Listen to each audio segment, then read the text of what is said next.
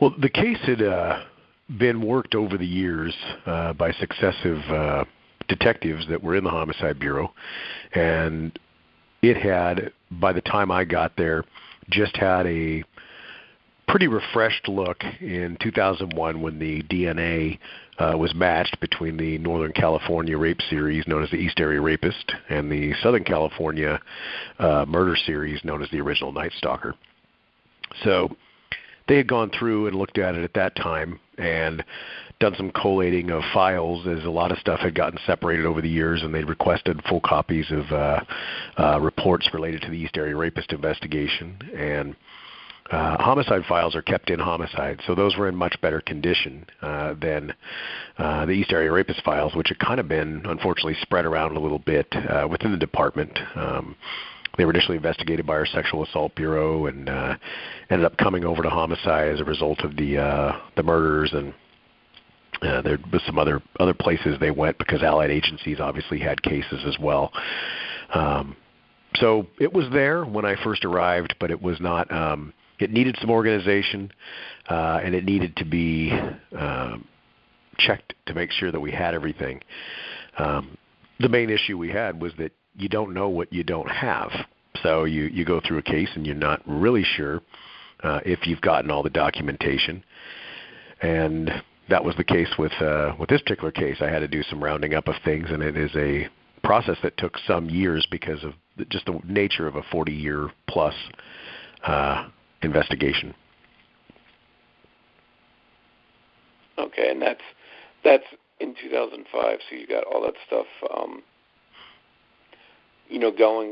Got sort of, I guess, familiarized with the case, I guess would be the best way to say it. Yeah, I probably had it. Probably started all of this in early 2006. I was finishing up the training process in 2005 and had my plate pretty full with homicides, but I had pulled it, and then not too long after, I want to say, I had just started reading it, and there was a lead that came in related to the Maggiore case, and it was a fingerprint. And I was able to research that fingerprint, and it immediately piqued my interest. Obviously, you first get to a case, and all of a sudden there's a fingerprint hit, and there hadn't been one for 20 years. You can imagine I was pretty excited. And then come to find out it was innocently left fingerprint by somebody who we already knew had access to one of the areas that were fingerprinted. So in that respect, it was a lead that just kind of, if you will, got me started, and I was able to resolve it within a couple of days. And then from there, it was I was off to the races. Okay. And when did you guys first, I guess, officially decide that, the Maggiore murders were connected to the East Area Rapist?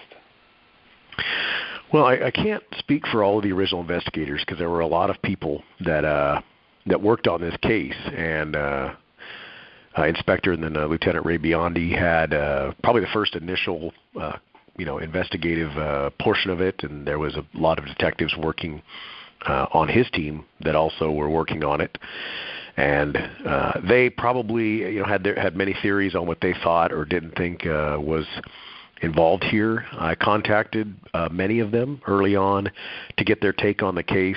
In my reading of it, and I close read it a couple of times, being able to look back over the entire 40-year investigation as it stood, I had developed some of my own opinions, but I wanted to hear from them. And what I received was somewhat mixed. I got some people who were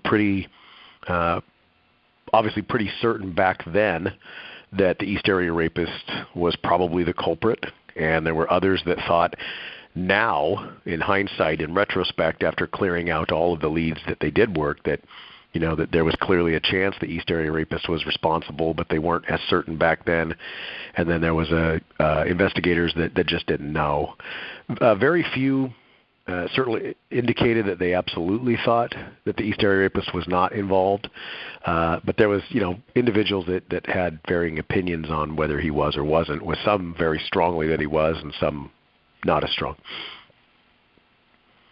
And I guess in the 2016 press conference for the 40th anniversary, it seemed like that was the first, anyways, that I knew of that it was officially sort of tied to the East Area Rapist case. Tell us a little bit about that 40th anniversary. What prompted you guys to hold that conference at that time? Sure, and if I could step back just a little bit, we actually did a program. It was one of the first that we'd ever been asked to do in the modern era by a show called THS Investigates. And a man by the name of Todd Lindsay had come out and interviewed us about that case and about the East Area Rapist series in general. And I want to say it was 2008, but I'm sure it's easy to research when that program came out on THS Investigates. But in any event, that was, I believe, the first time we publicly linked it in the modern era to the possible series. So if you go back and look at that, there's quite a bit of talk about the links, and that was, I believe, the first time we also publicly acknowledged the finding of shoelaces in the backyard where the murders occurred that were pre-tied. And so that was a big, MO link, I guess. Yeah, one of many. One of many. There's the MO links in the Maggiore case are numerous, and that was probably a very strong one, and it was one that many of the officers and detectives that were first on scene had noted, and was definitely of interest to them. To me, it was of interest because just the rarity of a pre-tied shoelace being found anywhere. I mean, there's simply not something you see lying around, especially in the backyard of a murder suspect where the suspect emerges on the other side with a ski mask on. So that was a fairly telling clue to me, and though there had probably been talk in the media, and I know there had been talk about bindings of victims and various things, it seems like the presence of pre-tied shoelaces was just a bit too much to ignore for me. And when I researched the knot that was used, it also was pretty clear that it was the knot that was favored by the offender we know as the East Area Rapist, and he had used it most commonly, and there was a couple dozen or at least 20 events where he had used that very knot. So that was a unique MO trait to me, but there were many others as well. And, one thing, if you could clarify, and maybe this was before you came on the case, but there's a little confusion about some of the sketches that were released with that incident. Sure. I know they came out with one, and then they quickly amended it, and then we saw the one that you guys felt the most confident in at the press conference in 2016. How did you guys settle on that, especially if he was seen in a ski mask? Did multiple witnesses see him, one with the ski mask on and one without? Can you clarify a little bit of that for us? Yes. One witness saw him with the ski mask, and I believe that was released during the time period, but we will be re-releasing it, and by the time this airs, it may well have already been released. But in any event, there was several sketches done of people who thought that the offender was running through the area, and they had seen individuals that they felt were behaving oddly or in some way had something with them, in one case a handgun that obviously alerted them that this was not a normal person in the neighborhood. So we did get different sketches from people along the route of his egress from that crime scene. There were also some sketches done prior to the crime scene. I should say it was sketches done by an individual who saw a couple subjects prior to the crime scene. And in the subsequent days of the investigation, though it took quite a while, she did identify an individual.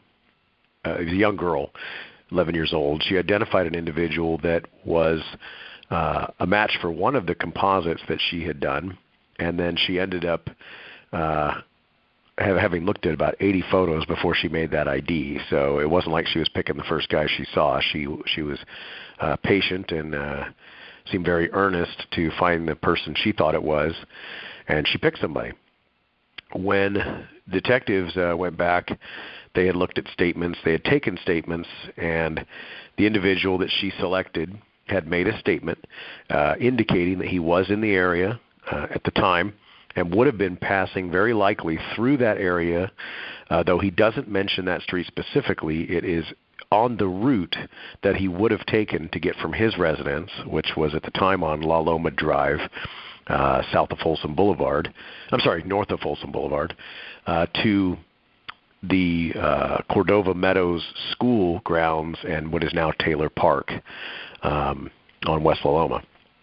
And he is with a second person per the statements we received, and that second person also confirms the story. Neither of these two individuals was very familiar with the street names in the Rancho Cordova area, so when you read the statements, you have to drill down a bit because there's some confusion based on the street names they give, but they wind up at the same destination, which is Cordova Meadows Park, or Cordova Meadows School, and Taylor Park to the west end of the school. And if you look at the streets that they actually say they traveled on, it would have put them in a different place, and the area even that they say they came back to their apartment is that from Cordova Meadows Park. So some of that confusion, I think, is what led to the two-suspect theory, I call it, continuing to kind of be alive. So that lead itself, in my mind, was adequately cleared. You have each subject admitting they were present in the neighborhood, and that particular area would have been the exact area we would expect that they would have traversed. Also, the young girl who saw them reported that they were walking from east to west towards West La Loma, and she saw them at a point about mid-block on La Gloria Drive, and she last saw them essentially at La Gloria Drive and West La Loma, with a slight trip to the north for that. From that location, you would be at Cordova Meadows School and Taylor Park, which is where they said they were heading. Both of those men said that by the time they reached the park, and to give some perspective, the girl said that it was about 3 to 5 minutes prior to when she heard the shots fired that she'd seen these two men. She described them disappearing at the corner, as I said, of West La Loma and La Gloria. But then the men say that when they reached the park is when they first heard shots. And they walked around the perimeter of the park to the north and came back down, met up with Las Casas Drive, and then down back to La Loma, where they said that when they arrived on La Loma, headed to their apartment, they saw the ambulance that had just arrived, which was there very quickly in response to the shootings. So the two suspects being seen together only occurred one time. And those individuals were eliminated, though from their statements it's not clear that all of the individuals that were investigating the case were able to see right away that the explanation for these men being on the street, as described by the 11-year-old, was indeed these two men. Well, that's really good stuff, Ken. Because I think a lot of people have confusion about that, and I think you really just cleared it up. I could talk a little more about that, too, in terms of the rest of the suspects. I know you asked specifically about the sketch that was done later. Oh, yeah, definitely. If you can shed more light on the whole, it's almost like a game of Clue. You're trying to round everybody up that's involved and sort of dissect them of who's where and who can be eliminated and stuff. So, yeah, anything you can add to that. Go ahead. So, to add to that, the individuals that were in the neighborhood and seen there to the north, when the shots get fired, the first we see of the suspect is he's alone. And so he is in the backyard of a residence on La Gloria Drive.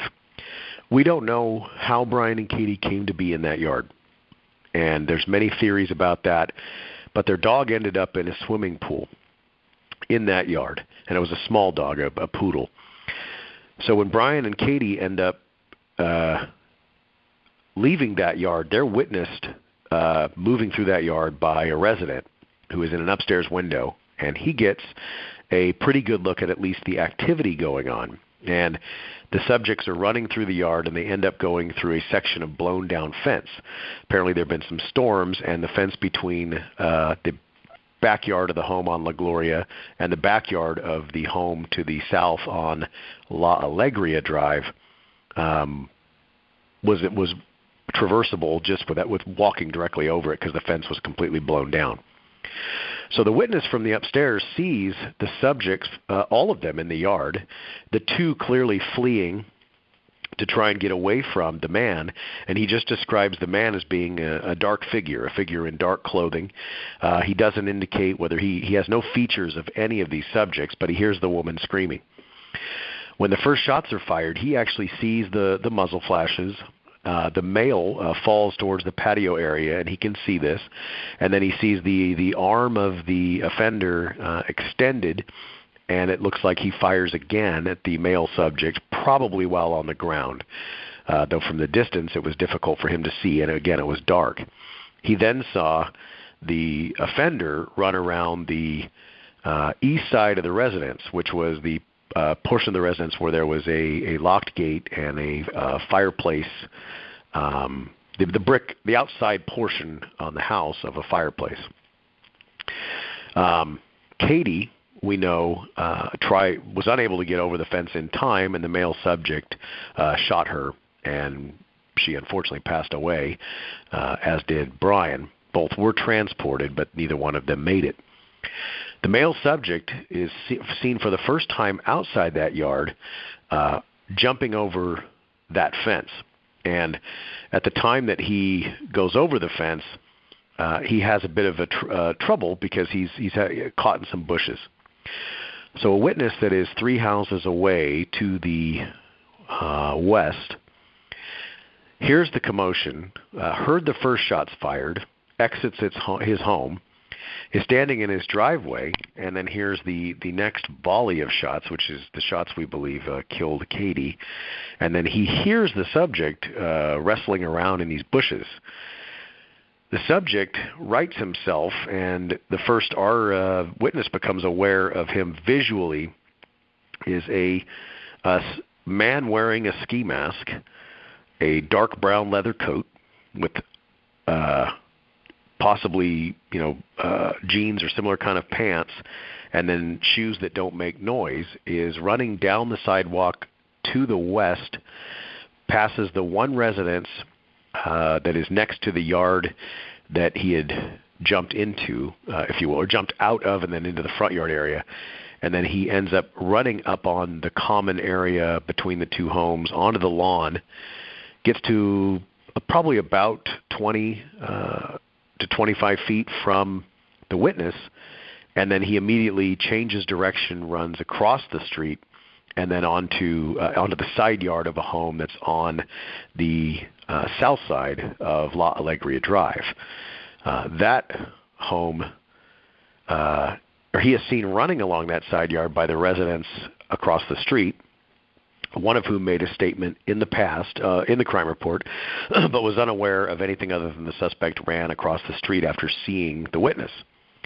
I spoke to another resident within the last few weeks that was on the that was in the house, and she said the suspect ran right by the window on the side yard, and she saw his shadow, and then she heard him hit the fence in the backyard. Very consistent with the next witness. So the witness that sees him jump the fence from the yard that I just mentioned sees him emerge onto Capitalis Drive.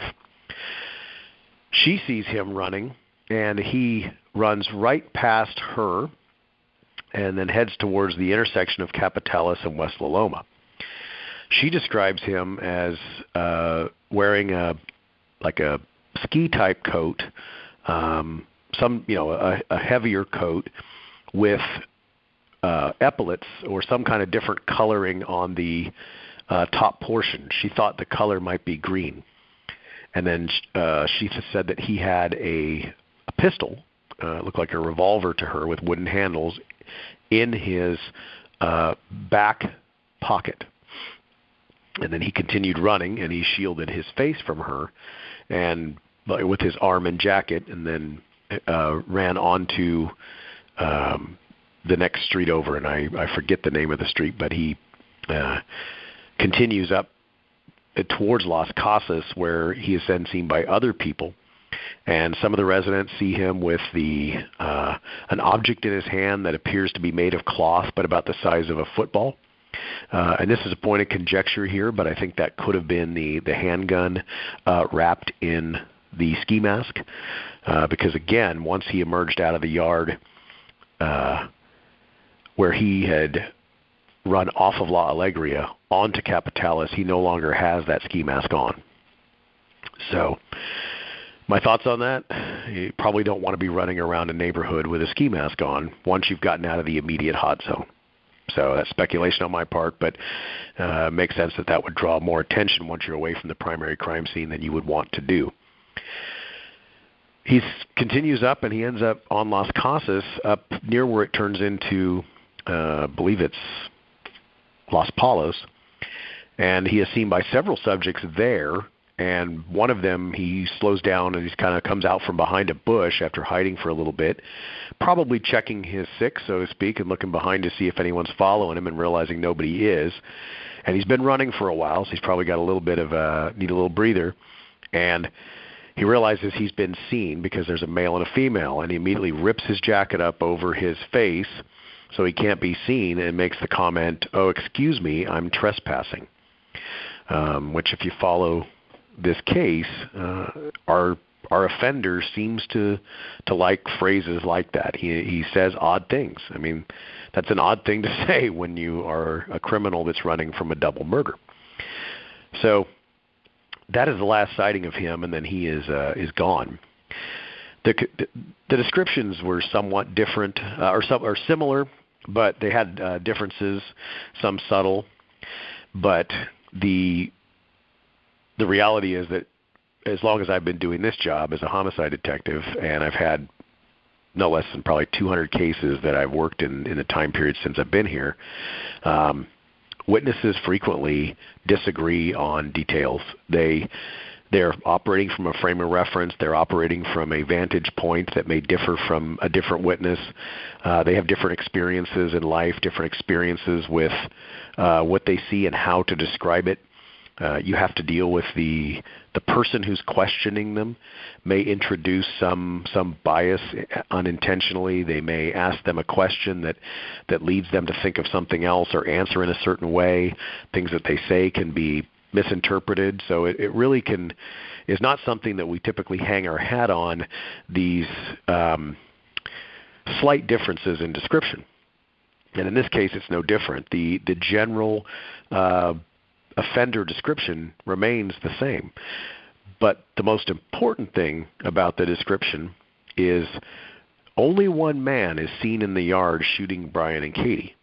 Only one man is seen coming over the fence after that shooting with a ski mask on. And only one man is seen running through that neighborhood for his life after committing this double murder.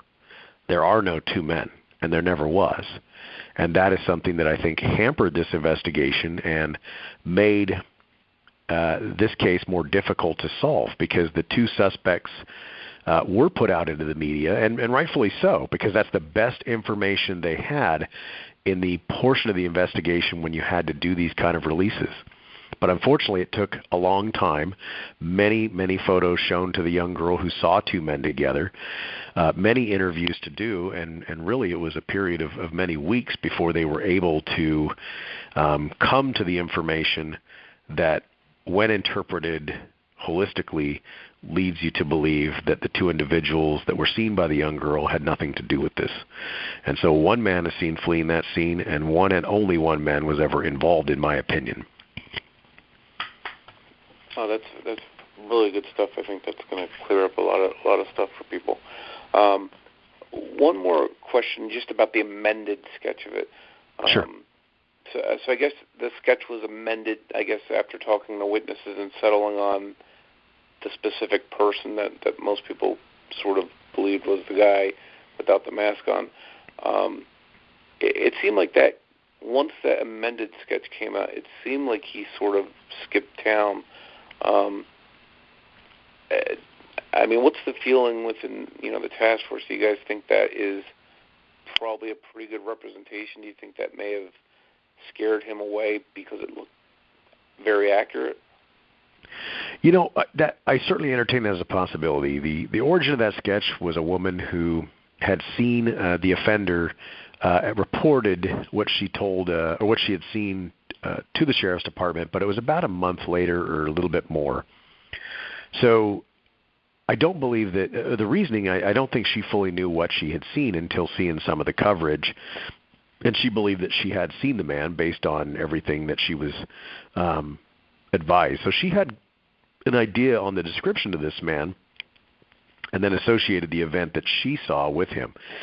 She apparently got a clear look at him per her statement as he was moving past her house, and he was unaware of her presence because of where she was standing in her yard. So she got a bit of an unguarded look at him until he was out, realized that she was there, and then, of course, he started taking some countermeasures. But we think that, or looking at the report, it appears as though they felt that since so few people had gotten a look at this guy's face, that she got the best look. Some of the other sketches were individuals that were seen in the area, but not as directly associated with the crime, because, as I said, all the witnesses that were on record, he's covering his face and doing other things. They're only able to make out the most general of features, such as height and weight and that kind of thing. And when they did release that sketch, I want to note that he had not hit Sacramento Sheriff's patrol jurisdiction since the murders.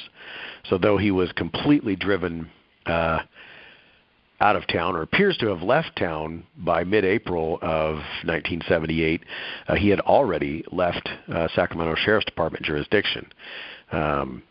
His next attack was a Stockton attack following the Maggiore double murder, and then the attack following that and the last for the county at all was in the Pocket area of Sacramento, which is a place he had never hit before and isn't really close at all to sheriff's jurisdiction. So he was already showing different patterns of stalking and attacks at the very night of the attack on the Maggiores. And so to me, I do think the sketch being released may have been a triggering thing, but we don't know which sketch because he's already changing his behavior as a result of the double shooting. And the stakes were high. He may or may not have killed before this event, but this event was a double murder, and that's a very serious thing. So whatever he had done before, though horrific, paled in comparison to this double murder, and he probably was well aware that all the resources that were already coming to catch him, now you can add to that an entire Bureau of Homicide detectives and numerous other officers that support the homicide unit. So I'm sure he realized that the stakes just went higher. Interesting. And then one last thing before we move on from the Maggiores, can you tell me what the involvement in the Air Force or military end of the investigation, when they were brought in, and what their role in investigating this case is? The Air Force police, security police and such on Mather was the unit that Brian worked.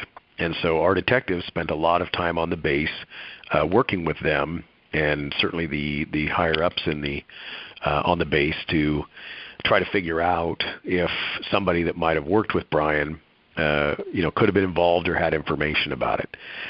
So their initial role with us was mostly cooperation, because the murders took place, though of a service member and his wife, took place off base. And so they didn't have jurisdiction over that crime. The local agency did. They worked with us very closely during that time period, as best as I can tell based on the reports, and it was a cooperative relationship. I know that in recent years, the Air Force's OSI, or I believe that's what it's called, Special Investigation Office, kind of took a look at this case and realized that, it was an unsolved murder of a military person off base, and so they came and offered some support and some additional documents that they didn't know if we did or didn't have. And so we had a couple of meetings with them, and they worked a couple of the angles that had to do with things going on and the base itself. I'd like to talk a little bit too with the Maggiore murder about some of the incidents and activities going on in the neighborhood right around where they lived on Laverta Court that also increase, in my mind, the probability that these cases are linked. At the time period that Brian and Katie were killed, there had been an absence of activity following the summer of '77 in the Rancho Cordova area. Though I think there was still small-scale things going on. There had not been a rape there since, I believe, the 15th rape of the series or around there. And in a couple weeks to a month that led up to the murder, there are documented in the report itself, and I also found other reports in the in the crimes associated with it in that area,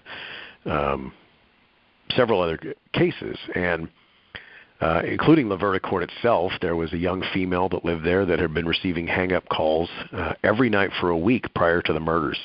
The person would say nothing and then hang up. These calls all occurred at the same time, which was 8 p.m. There has been no calls since the night of the murder to this woman. Then she also didn't get a call the night of the murder.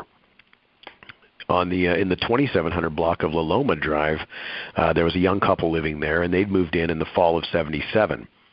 At night, they were suffering some significant prowler activity, and they actually had a burglary in the late winter, so it would be just maybe a month or so before the murders in 1977. In that burglary, undergarments that had belonged to the wife had been taken. They also found throughout the entire period around Christmas that the gates and doors of their residence were open, and this whole thing had led them to think someone had been entering their home, but they never found anything missing. We get over to the 2600 block of Capitalis Drive, which is, so far as you can see, these are streets that I've discussed as an area of egress for our suspect. And in that block of Capitalis, there's a young female that resided there and said that she had prowler activity for a steady 2 weeks before the murder and was receiving many phone calls where the caller would say absolutely nothing and then hung up. In the 2700 block of Toro Court, which is a very nearby court, there's a 25-year-old female that experienced extremely heavy prowler problems, and these were going on just a little over a month before the murders and continued up to the point of the murder. She had found shoe prints outside her bedroom window and made police reports about it. Her gate was constantly being left open, and that is a trait. Everything I'm mentioning, people familiar with the case will know were what we would consider EAR activity. And she had this going on all the time in the month prior to these murders.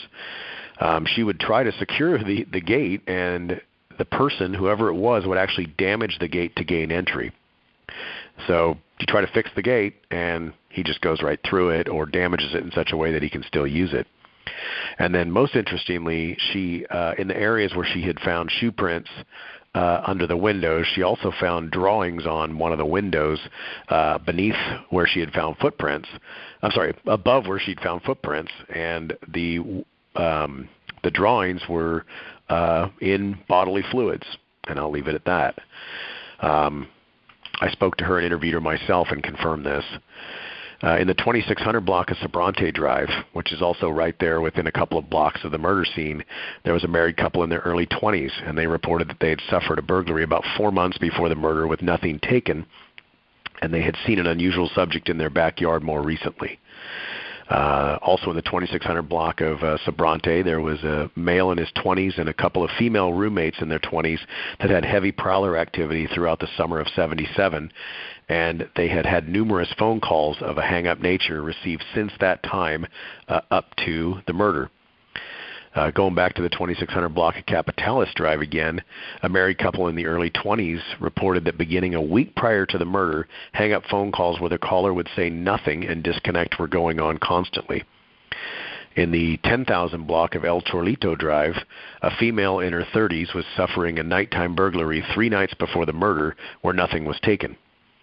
She wasn't home at the time, so it's not a cat burglary, but it was yet a nighttime burglary where she had been out and returned, both leaving and coming after dark. Back to the 2500 block of Capitales. I'm sorry, I just read that one.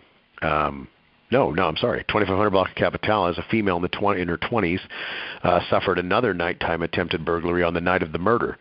The entry was thwarted to the sliding glass door because she had a secondary security device that kept the door from opening. She also had a lot of prowler activity in the area. And in the most interestingly to me, in the 10100 block of La Gloria Drive, house right across the street from where the suspect and victims initially encountered one another, a female in her late 30s and other females in the home reported numerous suspicious hang-up phone calls in the 1 week prior to the murder. They received all these calls at 8 o'clock at night. The caller would say nothing, just remain on the phone briefly and then disconnect. They got the final call from whomever was making those calls on the night of the murder at 8 o'clock in the evening, just a little over an hour before Brian and Katie were killed. So those events are indicative to me of EAR activity, and those are all going on in the time period immediately preceding those 2 murders.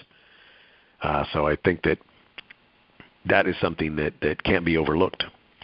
In addition, Katie Maggiore had worked at the Regal gas station on Folsom Boulevard, and she reported a stalker. She had reported that a male in a blue VW Bug would park across the street from her and on Folsom Boulevard and just watch her. He did it for a couple of hours and did it several times, and then one time she finally went to confront him, and she walked across the street, but before she could get all the way across Folsom Boulevard to confront him, he drove off. She goes back to the business, and in a couple of hours he'd returned to the location again and watched her. She quit her job 2 weeks after that stalking event. Her and the coworker also were receiving phone calls from an unknown male at the business, and the person would simply say, "Your turn is coming." A couple of the other workers had received phone calls from another male, unknown if it's this male or not, describing the rapes that had been occurring at other gas stations and asking what they knew about them. It was odd to them, and then of course after Katie was murdered, these things kind of started taking on a different possible meaning. So I think that's pretty much it for the Maggiore case. But it is possible, again, that because Katie had reported that she'd picked up this stalker and it was going on and it did scare her, and that's always opened up a possibility for me that Brian, either she may have recognized the individual because she had seen him and maybe pointed him out to Brian, so he's not even there for Katie on that particular night, but maybe he's in the neighborhood doing something he's not supposed to do, and at about 9 p.m. that was a prowl and peep time for him and maybe a burg time, but not usually a rape time. So maybe he was doing some of those prowl peep type activities, and Katie recognized him or said something to Brian. Hey, Brian, I've been telling you about that guy. There he is. Well, Brian, being everything we heard about him and his not just his protectiveness of Katie, but the fact that he was a base policeman, would probably have confronted and tried to at least identify the man for referral or whatever he was going to do. So that is a possibility. It's one of many. I mean, I've entertained several related to how that could have ended up in a confrontation in the backyard of a house that none of the parties involved in the confrontation lived. But that's something that I had considered. And one other thing I wanted to touch on. Do you know anything about the whole the CB thing that the Maggiores, I guess Katie had told somebody they were going to learn from somebody how to work a CB or whatever? Yes. If you can, just tell us a little about that whole thing. Yeah, essentially at the time period, the CB radio craze was pretty pretty prolific, and a lot of people were doing that.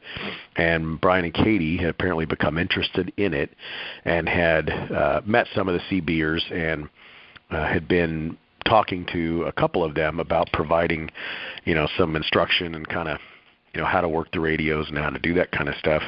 And it does appear that when this happened, that they were going to be meeting with an individual who was going to help them, and that individual was interviewed, and I'm pretty confident in the initial exclusion they did not feel he was involved in the investigation. And there's other subjects that were kind of involved in that as well that were actually closer friends of theirs that came up over the normal course of the investigation, and then the CB angle was mentioned in their interviews as well.